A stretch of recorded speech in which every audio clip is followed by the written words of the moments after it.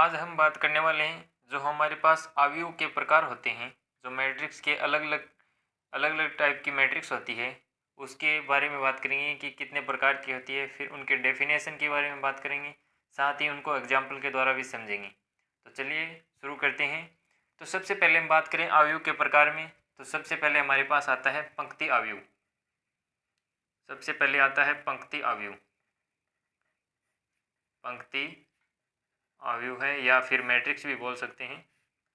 तो पंक्ति अवयव से मतलब है, नाम से स्पष्ट है कि पंक्ति कहने का मतलब ऐसा अवयव जिसके अंदर केवल एक ही पंक्ति हो। ऐसा अवयव है जिसमें केवल एक ही पंक्ति हो, उसे बोला जाता है पंक्ति मैट्रिक्स। एग्जाम्पल के तौर पर बात करें, जैसे हमारे पास कोई भी मैट्रिक्स ए है, उसके अंदर पंक्ति एक ही होनी चाहिए, स्तंभ कितने भी हो सकते हैं, तो 2 3 4। तो ये हमारे पास हो गई पंक्ति मैट्रिक्स, क्योंकि पंक्ति एक ही है, स्तंभ लेकिन 3 हैं, तो इसको बोलेंगे हम पंक्ति मैट्रिक्स। फिर 2 नंबर हमारे पास है, वह आता है स्तंभ मैट्रिक्स। स्तंभ अवयव है। स्तंभ अवयव है, नाम से स्पष्ट है कि स्तंभ अवयव है। तो स्तंभ अवयव ऐसा अवयव जिसमें केवल एक ही स्तंभ हो। ऐसा अवयव है जिसमें केवल एक ही स्तंभ हो। केवल एक ही स्तंभ हो, तो उसे क्या बोलेंगे, स्तंभ अवयव बोलेंगे। तो अब बात करें कि स्तंभ अवयव के एग्जाम्पल की। जैसे हमारे पास कोई भी एग्जाम्पल है कुछ इस प्रकार, स्तंभ एक ही होना चाहिए, पंक्ति कितनी भी हो सकती हैं, तो जैसे 2 3 4। तो यह हमारे पास इसमें स्तंभ एक है लेकिन पंक्ति कितनी भी हो सकती हैं, तो इसको बोलेंगे स्तंभ अवयव। अब हम बात करें 3 नंबर जो हमारे पास है, वह है शून्य या रिक्त अवयव है। शून्य या रिक्त अवयव है। इसको कुछ भी नाम दे सकते हैं, जैसे ए नाम दे सकते हैं। शून्य या रिक्त अवयव, शून्य या रिक्त अवयव से मतलब है जो से शून्य है, नाम से स्पष्ट है कि ऐसा अवयव जिसका जो प्रत्येक अवयव क्या होना चाहिए, शून्य होना चाहिए, तो वह क्या कहलाएगा, शून्य अवयव कहलाएगा। ऐसा अवयव है जिसका प्रत्येक अवयव क्या हो, शून्य हो। प्रत्येक अवयव का जो प्रत्येक अवयव है वह शून्य हो, तो उसे बोलते हैं शून्य मैट्रिक्स या फिर रिक्त अवयव है। एग्जाम्पल के तौर पर बात करें तो एग्जाम्पल में जैसे हम लिख सकते हैं, ए मैट्रिक्स है, तो जैसे 2x2 की बनाए तो 0 0 0 0, इसको बॉक्स में बंद कर दें, तो यह हमारे पास शून्य मैट्रिक्स आ जाएगी। इसी प्रकार हम किसी भी कोटि की क्या बना सकते हैं, मैट्रिक्स बना सकते हैं जिसमें प्रत्येक अवयव शून्य होगा।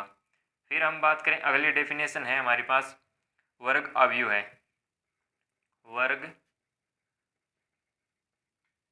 अवयव है, तो वर्ग अवयव नाम से स्पष्ट है कि वर्ग बनना चाहिए। तो वर्ग बनने के लिए जो हमारे पास क्या होगा, कोटि सेम होनी चाहिए। जैसे हम पंक्ति और स्तंभों की संख्या क्या होनी चाहिए, सेम होनी चाहिए। जैसे 3x3, 2x2, 1x1, 4x4, तो उनको क्या बोलेंगे, वर्ग अवयव बोलेंगे। तो वर्ग ऐसा अवयव है, ऐसा अवयव है जिसमें पंक्ति एवं स्तंभों की संख्या बराबर हो, तो उसको बोलते हैं वर्ग अवयव है। जैसे हम बात करें एग्जाम्पल के तौर पर, जैसे हमारे पास कोई भी मैट्रिक्स है, जैसे हम 2x2 का बनाया, तो ये हमारे पास किसमें क्या है, पंक्ति भी 2 है और स्तंभ भी 2 है। फिर बात करें 3x3 का बनाना चाहें तो कुछ इस प्रकार बना सकते हैं, 3 4 2 1 0 1 3 6। तो हमारे पास 3x3 का, क्योंकि 3 ही पंक्ति हैं और 3 ही स्तंभ हैं, तो यह हो गया 2x2 का और यह हो गया 3x3 का मैट्रिक्स। तो इनको बोलते हैं वर्ग अवयव। फिर अगली डेफिनेशन आती है हमारे पास जो विकर्ण अवयव है। विकर्ण अवयव है। विकर्ण अवयव किसे कहते हैं?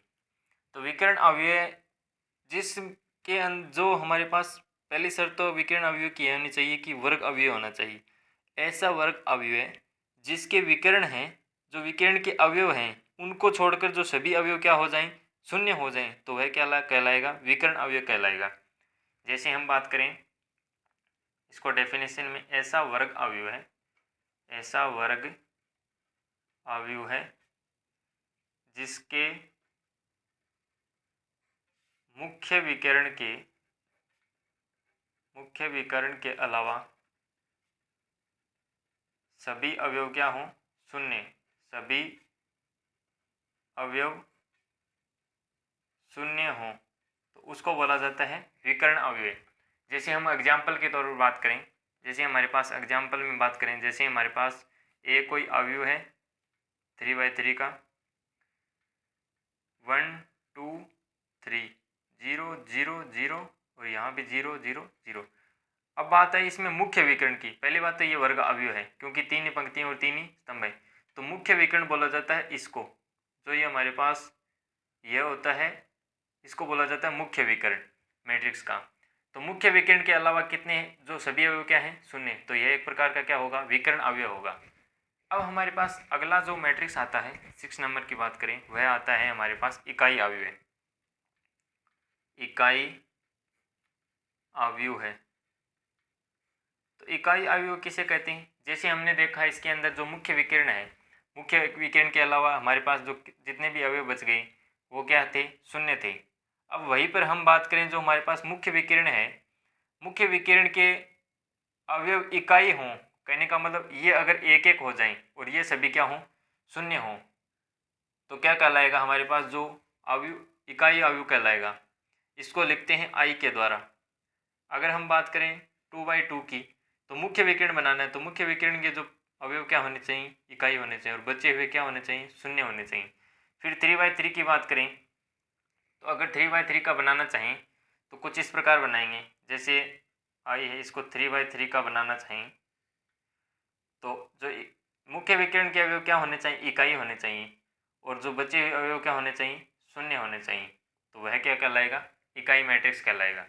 कहने का मतलब मुख्य विकर्ण के प्रत्येक अवयव इकाई हो और जो बचे हुए अवयव क्या हो? शून्य हो, तो उसे कहेंगे इकाई अवयव।